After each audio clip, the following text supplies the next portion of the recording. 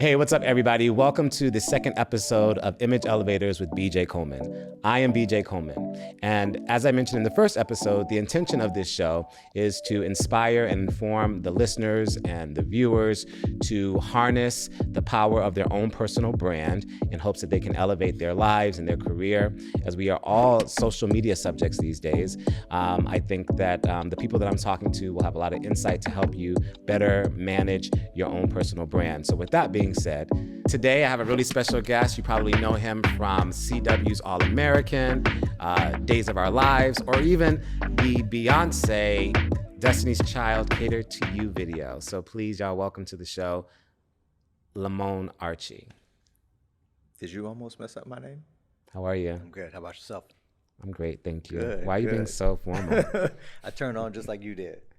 Well, okay, you don't have to though. But the reason why I want to have you on the show, because, and we're going to get into this in a second, but that's not where I want to start. But the reason why I want to have you on this, I had you on the show, is because you don't know how many people, particularly young actors, young male actors, young male models, reach out to me and ask me how they can build their career coming from either nothing or being a model and transitioning to acting. And because I think you've done it so seemingly well, I thought you would be a perfect guest to talk about it. But before we get into that, I just want to let everybody know your name is Lamon, L-A-M-O-N. Yes. Archey. Not Lamon. Not Lamon. Not Lamon. Not Lemon. Not Lamont. Lamon. Yeah. But then how do you manage? Because I have a difficult first name as well. That's why I just go by BJ Coleman, because it's so easy. Share what? Your difficult name. Well, the podcast is not necessarily about me. It's about you. I mean, come on. You opened up. Well, I think people who are familiar with me or who know me know what it is, but I don't just openly share my first name. With that being said, because it's difficult, I never really gone by it. My entire life, I've been called BJ. People ask me every day, what does BJ stand for? And it's not B.J. It's just BJ. But when I knew that I wanted to brand myself, I thought, oh, I love 4-syllable names, Whitney Houston, Michael Jackson, BJ Coleman. And now here I am with you, Lamon Archey. So how do you manage having a name that people often mispronounce? That's a good question. I find myself just going with the flow. Throughout my life, everyone has always mispronounced my name, and even after I've corrected them. So I've kind of taken on Lamon, somewhat as a nickname. That's the only name that I'll let slide. I don't let any other names slide. I'll correct those. But yeah, it does become repetitive. I do find myself correcting constantly. But yeah, I mean, Lamon doesn't bother me as much as the other ones, so I kind of roll with that. But for anybody watching, it's Lamon. Were you ever teased with that name? Nah. No. I was never teased with it. Growing up, my nickname was Rip or Moan. Rip came from my grandfather. I was always sleeping, so he off of Rip Van Winkle, and then Moan, just short. But yeah, nobody teased me. Nobody teased you. What does it mean? Does it mean anything? No, not that I'm aware of. It is French. It's am French? Not French. Yeah. Okay. Yeah, exactly. I'm not French, but I've been to France many times. I've never heard anyone called Lamon. Never. But when you get back, what's up? But I don't think that's a French name. But it is. And I've never heard anyone call that. It's not like Pierre or Henri. Do you know every French name? I've been to France a number of times. But do you know every French name? I've never heard Lamon. No, it's French. Look it up. Okay. And so when you were modeling, were you going by Lamon or were you going by Lamon Archey? Lamon. Yeah, I didn't have a model name or anything like that. Just Lamon. Okay, so tell us about your career. How did you get started? You don't have to tell them how I made you famous, because they can look and know that we've worked together in the past, and obviously I've been a major figure in your career. And of course, I have been, the catalyst, I think, that has helped garner you a lot of public visibility. Which camera are we using that's on me right now so I can give a look? Okay, That's your continue. camera. Go ahead. But tell us about your career and how you got started as a model, where you're from, all Yeah. that good stuff. I'm from the Bay Area, born and raised. Are you Black? Yeah, I'm black. I did a DNA test. This was probably, I don't know, a few years ago or whatnot. And it said that 53% was Caucasian, which was surprising. And you But believed it? I mean, I don't know. Well, you're French. But none of it was French. Moving on. My dad's side of the family is Native American and black. My mom's side is black. So, growing up, I always, if anyone asked me what I was mixed with, I would just say Native American, which I still do now. I don't know if I put 100% trust in the DNA tests and things like that. But going back to your question, yes, I was raised in the Bay Area. I came out to Los Angeles when I was 21. Really quickly. Yep. So which DNA test did you use? We're just curious. I didn't do that 1, 2, 3 one, or I think it's called that. I did. Give me the options. Ancestry? Yes, Ancestry.com. I did that one. There's another one that seems to be kind of faulty. I heard they're doing some kind of stuff where they're giving away your information and. You don't think whatnot. Ancestry does that? They probably do. If you get some information on that, let me know. Was it expensive to do that? It was like $100. Oh. Yeah. You 100 did, bucks. and you did it for what purpose? I'm always curious. That's why people do it. I've never done it. Just curiosity. Like, I just wanted to know more in depth. Like I said, I had the mind frame of like, okay, I'm black and Native American, but I was like, where in Africa do my ancestors come from? Did you find that out? Yeah, I did find it out. Do I remember offhand? No, I don't remember offhand. Do you remember what Native? Have you done one? No, I'm not interested in doing it. Because you don't want your information out there? You don't want to know for yourself? That's part of it, but I can go pretty far back on my dad's side, to like the Irish and the Italian roots on that side. Obviously, the black side of my dad's side and the black side of my mom's side is a little limited. I can go back a little bit on the Native American side for my mom, so I know enough of what I need to know, and I'm satisfied with it. I don't feel like there's a need to, I know that I'm an amalgamation of cultures, and that suffices for me. So anyway, you did that. Yeah. You're from the Bay Area. You found out but you identify as black. Yeah, absolutely. Absolutely. Yeah. But yeah. Or do you identify as Native American?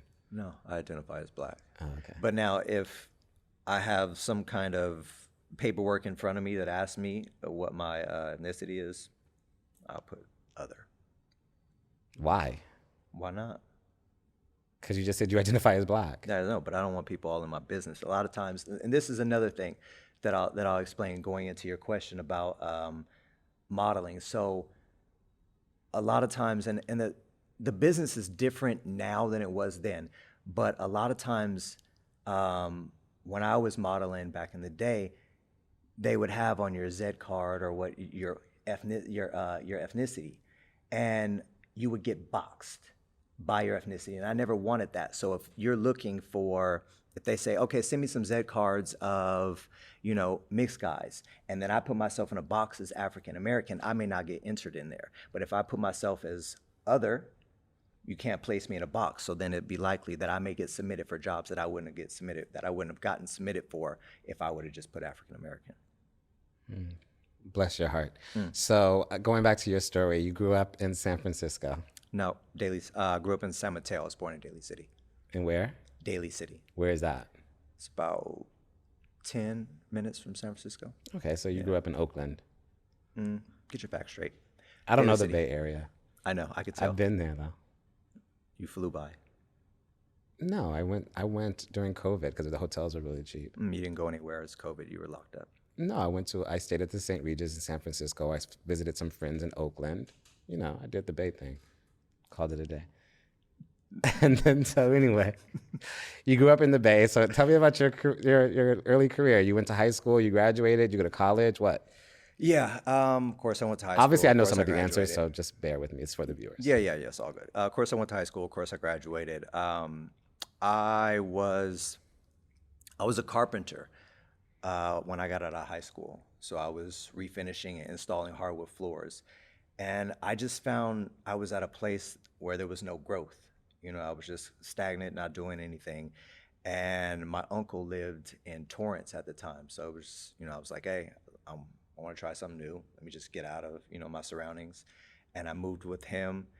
And kind of fast forwarding. And for people who don't know California, Torrance is closer to LA. Yes, it's in Los Angeles. Okay. Um, I don't know that part of Los Angeles. I've never been to Torrance. It's like Lancaster to me. I've heard of it, but I've never been. Bougie. Okay. So But I'm not from I was scouted at a job fair, and my manager, who you may know, or he was my manager, Abraham McDonald. Did you ever meet him? No. He passed maybe. What do you mean? How do you get a manager? You're jumping stories. You can't just go I from just being said I a was carpenter. scouted. You missed that part. No, but you can't go from carpenter to Torrance to having a manager. So I was a carpenter, and then I was at a job fair looking for jobs. And a manager found you at the job fair. I was scouted, and then I was introduced to a manager, and then he, placed me in various runway shows and things like that. So I met some people, and then cutting to walked into LA Models. Got signed with LA Models. And what kind of runway shows were you doing? Like local Nordstrom shows, or I'm not being funny. I'm being serious. Yeah, no, I get it. Shows that you would probably never be at. Like Aniche and Baby Fat. Wait, weren't you working for? This Baby is not Fat? about me. So you're being funny though. I think you were working for Baby. But how did Fat. you get a show like Aniche or Baby Fat if you didn't have an agent? No, I didn't do an Aniche runway show, but I did do their campaign though. Before you had an agent? No, once I got an agent. No, but before you said you got scouted. And then they introduced you to a manager, and then you said you did some shows before you walked into LA Models. Oh yeah, those shows. No, those were shows at maybe like I don't know, maybe like at high school. We're talking local shows, very, very mall entry, shows, not even mall, very entry level shows. For the city, things like that. But that gave you either some photos or something to take into LA Models. You couldn't just go into LA Models without pictures. No, I didn't get any photos from it, but what I did get is experience because I had never walked a runway, put on anything, any type of fashion for someone else to view or to critique or anything like that. So it did give me experience in being in front of other people, being judged, having that spotlight on me.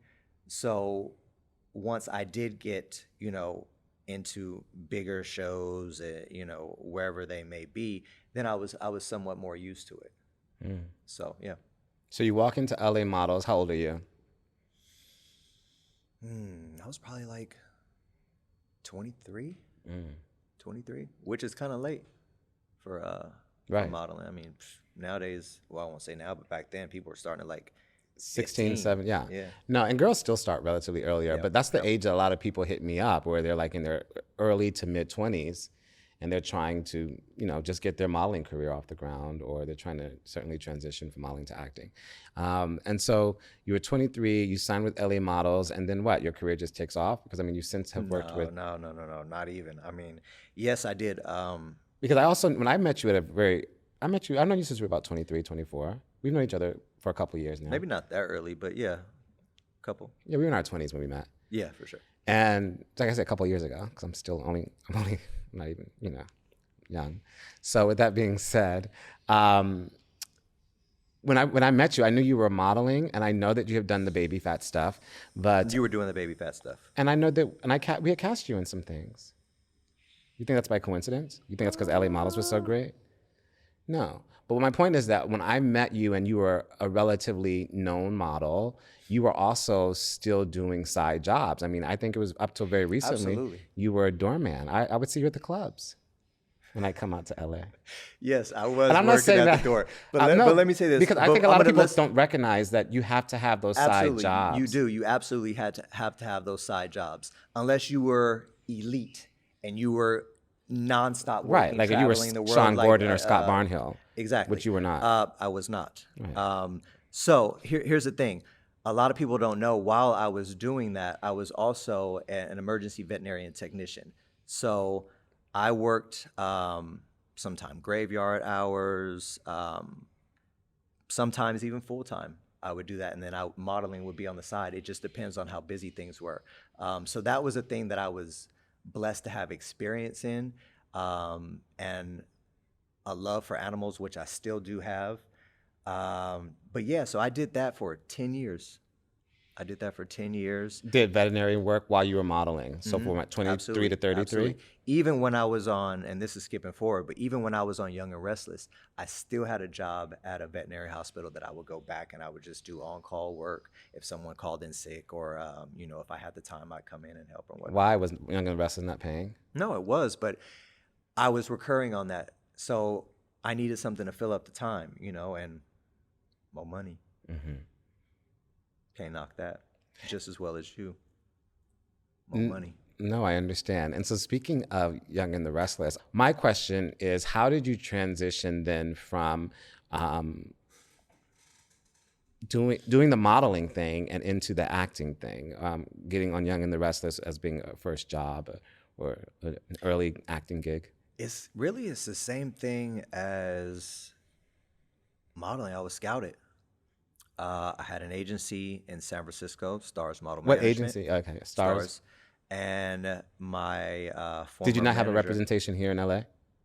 No, I did. You did? Yeah, I had numerous agencies. You had agencies in New York and Miami? Chicago, Dallas, Seattle. That's a good thing about modeling. You can have agencies all over. Did you ever have a mother agent? Yeah, of course. My mother agency was David Todd, which is David Todd Model Management, which is still kicking ass. But you're not with them anymore. No, I've kind of moved on from that. Modeling doesn't pay as much as it used to, at least from my experience and what I've seen. But some modeling jobs pay. I'm if you're in a Peloton ad, it's a $20,000 job. Is it not? Hey, if you know, you know. I'm out the game. I have no idea what anybody is getting paid. I just and you were never in a when I Peloton was ad. phasing out. I'm just saying, you didn't. I mean, did you have like major campaigns? I was asking. No. Yes. In Nietzsche. Better than Baby Fat. But moving on. Hey. No. What was I saying? You just made me forget. Talking shit. Can we curse? Yeah, of course. All right. Fuck yeah. Go ahead. This is. You were talking about David Todd. You were doing better than that at this point, and you said that you haven't done any campaigns.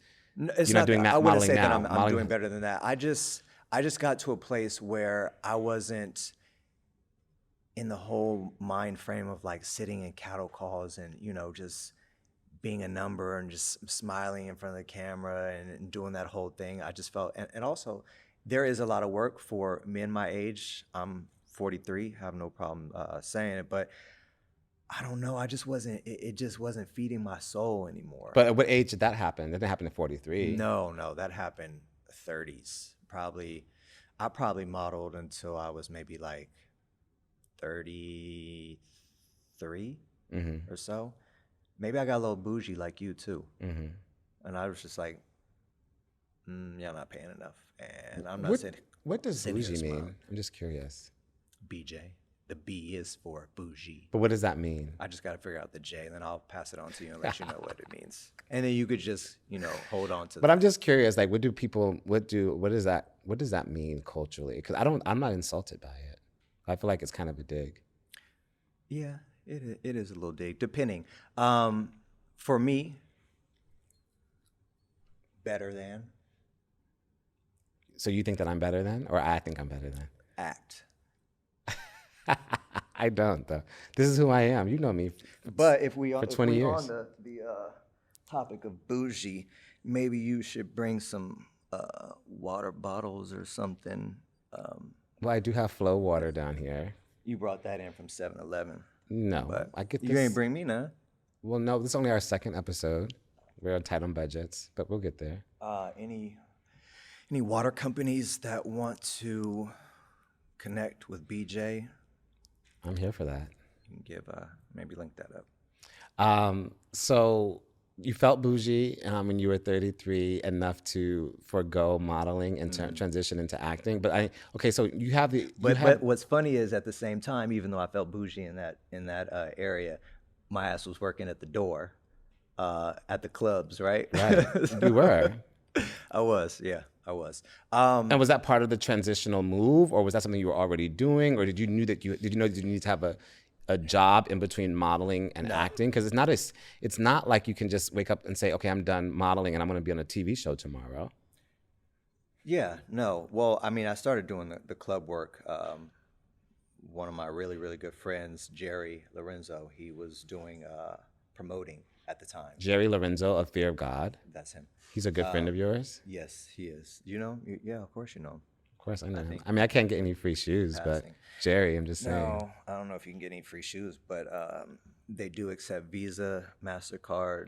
I bought a piece of Fear of God when I was in London at Harrods. I was actually surprised to see them at Harrods, which means that he's making a lot of money, I guess.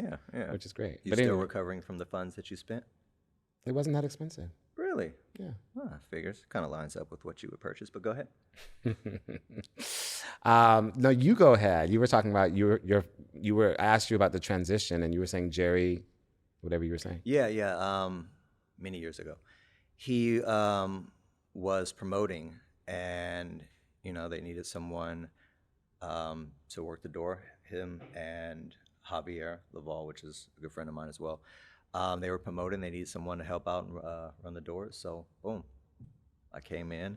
And I would say working with them, I just started to recognize, and I say recognize because not know, but recognize a lot of people in Los Angeles.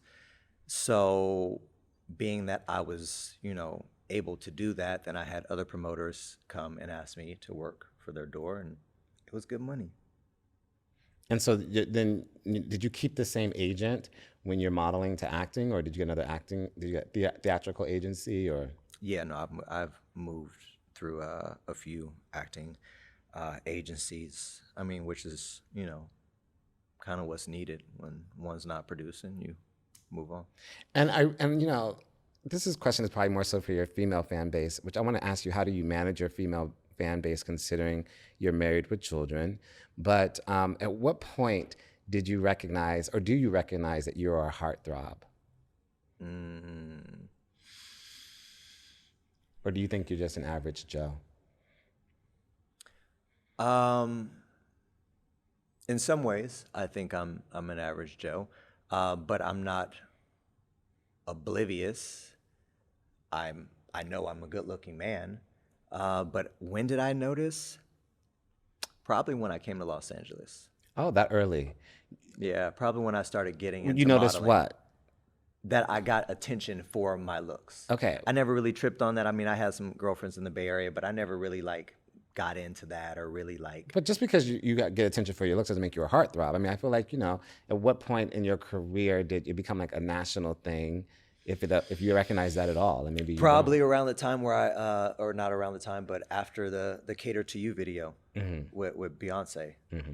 Well, that's Destiny's Child. Yeah, Destiny's Child, absolutely. Mm-hmm. So yeah, but I was with Beyonce in the video. Do you still talk to Beyonce?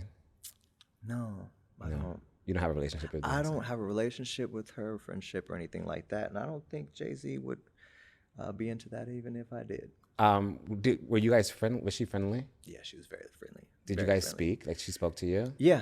I always say that. I mean, I can't even remember how many years ago, but I will say this.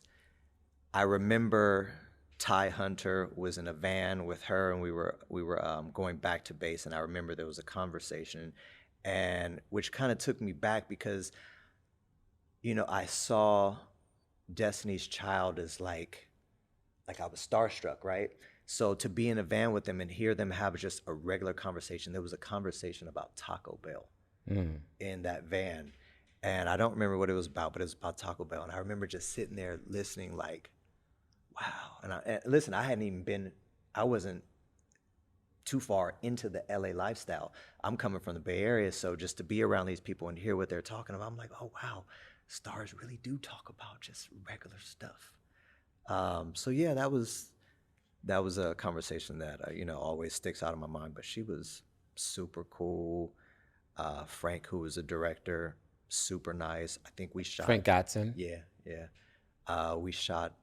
I think it was like going out towards Nevada. And I think, and we have a mutual friend in Michelle Williams. Does she know that you were in the video? Yes. Oh, I she know does? Michelle. Yeah, yeah. She's good people. She's good people. Yeah, Interesting. yeah. Are you friends with Kelly Rowland as well? No. And again, look, I wouldn't say I'm not friends with Beyonce. I'm cool with Michelle. But friends, no. But Kelly, no. I just met Kelly that one time. Yeah. And so you are a man of a certain age with how many children do you have now? I got 4 children. And you're married. Yeah, married. So what is it like being married and how do you handle the female attention, and how does your wife handle it? Well, myself, I try to now stay as much as I can away from social media and keeping my personal life personal. It's just my choice. And so, to be honest, I don't really get a lot of attention. Like, I'll get random DMs from women and whatnot, but I don't get, like, people think like, oh, good looking guy, he probably is. DMs are flooded with women. They're not. They're not. I don't think anyone's thinking that. But anyway, what is your biggest? Who's the biggest celebrity you've dated? Can you say? I can't say the biggest celebrity. You can't say because of legal reasons, or you can't say who's big because I wouldn't put their business out there. You wouldn't put their business out there. Yeah, I wouldn't put their business out there. Can you give us a hint? No. Was it a private relationship? Was it a sneaky link? Was it a one-night stand? Or Yeah, it was something that we didn't disclose, or not disclose, but we didn't talk about it. Yeah, but I won't give out that information. But I had an ex-girlfriend, Melody Thornton. She was in the Pussycat Oh, that's Dolls. my good friend. Yeah, She's we gonna be on the both know. podcast. Oh, really? Yeah. She's cool. Love Melody. So that's the biggest celebrity you dated? Or that's the one that you're sharing? That was my ex-girlfriend of mine. Uh-huh. Yeah. Yes, I love Melody. She's great. But no, we won't be saying anybody else. Got it. And you had mentioned social media, and I also know, as someone who has, been a member of your team, that you're very strategic on social media. You don't post much personal stuff, although there are pictures of your wedding on your social media. Yeah. But you're also very conscientious about the timing. Like, you don't post every day. Why is that?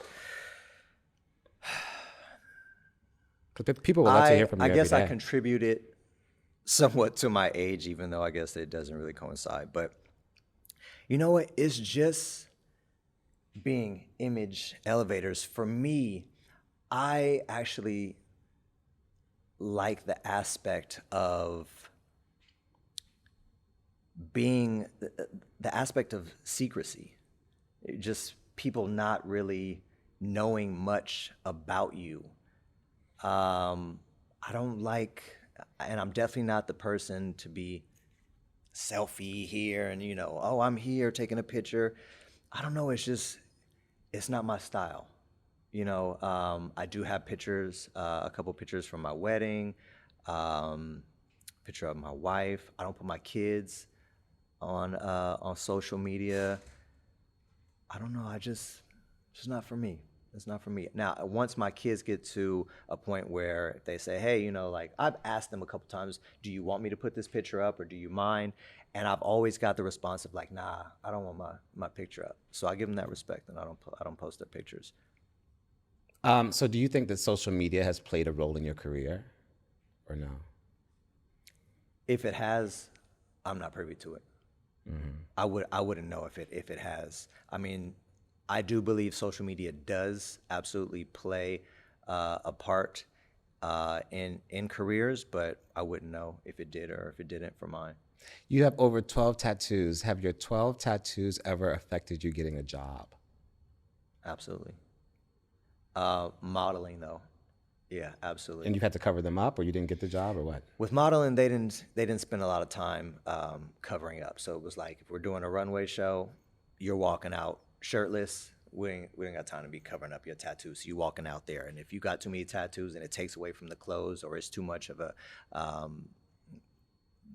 takes their eye away from anything else, they usually weren't hiring you. So you've lost jobs from your tattoos? Absolutely, And absolutely. I had to disclose. I would have to disclose how many tattoos I have, where they are. I've been to castings and they actually took pictures of my tattoos. But yeah, I got way more than 12. Great. I do this. I usually end the podcast by asking the same questions to the guest over and over. You should have like a speed question, like run through. I do, but I do. We're gonna get there. Oh, Just okay, keep your okay. shirt on. Yeah. But before I get into that, I wanted to also ask you. I love Jack K. What was it like working with her? Jack A is wonderful. She is hilarious. She's one of those type of people who always has something funny to say, and it actually be funny. Like, as opposed to just throwing jokes out and I'm just laughing just to be nice. No, she's hella funny. She's good people, kind-hearted, sweet, just absolutely wonderful. Wonderful. Yeah. Um, And so is Marla Gibbs. Marla Gibbs. I love her. Yeah, she's great. Love her. What has been your favorite job so far, looking back on your career? My favorite job. I don't know if I would say I have a favorite job, but there is a specific episode on All American that I had so much fun, and that's the episode where Tay Diggs and my character, they didn't get into a fight, but my character, who was the principal at the time, punched Tay Diggs, and anybody who has watched All American has seen that episode. But that was definitely one of my favorite days of shooting that that always sticks out. And what was it like working with Tate Diggs? It was great. He's definitely a jokester for sure. He's a prankster, jokester. He's a good guy. Yeah. Do you have a favorite co-star of all time? And maybe it's Beyonce, maybe it's Tay Diggs, of all time. I wouldn't. I've spent the most time with Sal Stowers. She played my wife on Days. From America's Top Model. Exactly. Yeah, I love her. So I spent the most, 5 years working damn near side by side with her. So I would say Sal. Like, we spent day in and day out just hanging out, chopping it up, waiting to go on set to do our scenes. So I spent the most time with her, and we developed a good friendship. So yeah. So again, the purpose of this podcast really is for all the young actors who are trying to get on a soap opera, who are trying to get their first series, or who are transitioning from wherever they are in their career to a career as an actor. What is the one piece of advice you would give to young actors trying to make it in Hollywood? Don't give up. That would be the first thing I would say. This is a hard business to get into. You will receive 200 no's before you will receive a yes. And it's easy to get in a place of doubt. It's easy to get in a place of, where you can lack confidence and not believe in yourself. But you do have to keep going. You still have to, that left foot in front of the right in front of the left, just keep going.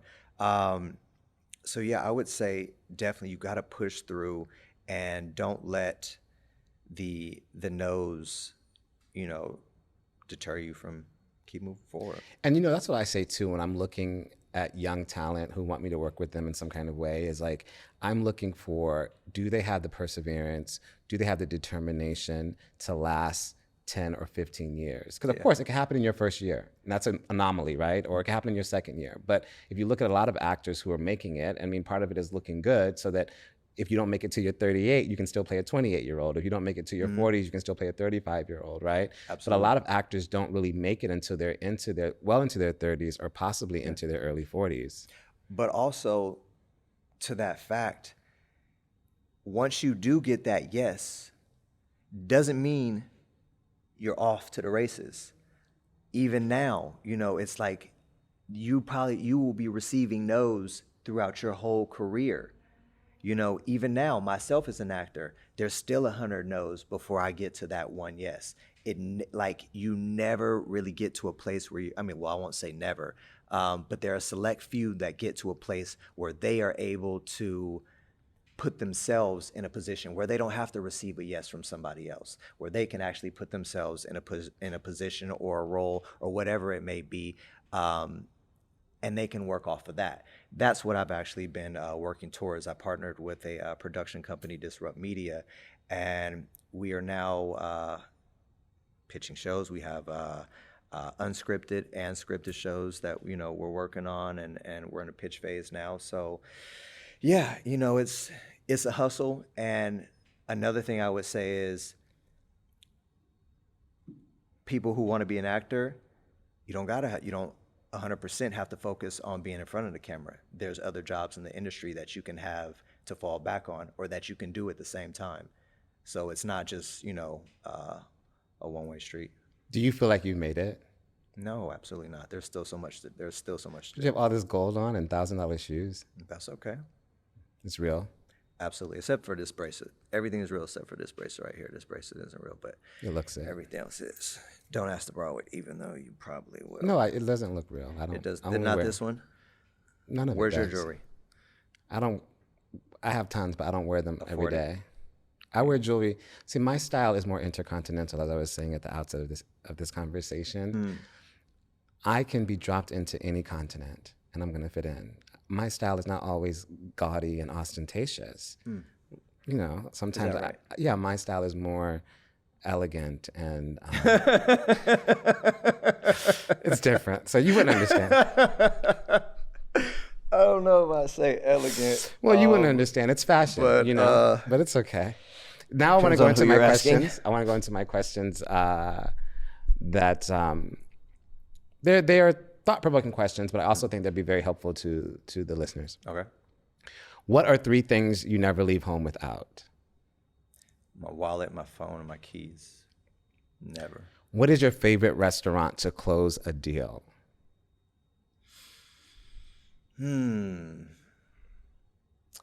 I would say I don't have deal closing meetings at restaurants. So where do you close your deals? I would say Soho House. You're a member at Soho House? Yeah. I've never seen you there. Okay. I don't go at night. I go When all you day. go I go for to meetings and party. lunches all day. Okay. Are you a Soho House member at every house, or just the West? No. Just I don't know. one? No. You go to Malibu? I go to all of them. Yeah, no. I was just in the one in Rome. No. But I have access to all houses. Bougie. What is the difference between style and fashion? Particularly as a model, I think that's an interesting question. That's a good question. I don't want to sit here and wing that question. Style icon in the polo and American Eagle here. I'm wearing I'll Lanvin, let you, and I'm not wearing a polo. I'm wearing a button-down shirt, and I'm wearing Lanvin head to toe. And my, No, so my so Sono for Gela me, shoes. anyone that knows me knows that on a regular basis, I'm in sweats and a t-shirt. Before I go anywhere, I'll have a stylist or someone who does have some fashion sense. And you're in sweats and a let- t-shirt today, right? Are you in sweats? No, these are jeans here. But you're relaxed. Yeah, I'm rarely ever suited up. It's got to be. Well, you special look for me nice to at the do that. Ebony 100 Power 100. Oh, thank you. But I know you get dressed up for me, so I appreciate it. What is one career decision that you regret? I don't regret anything. Every decision that I've made has gotten me to the place I am now. I like where I'm going. So yeah, I wouldn't take anything back. Nothing at all. What do you want your legacy to be?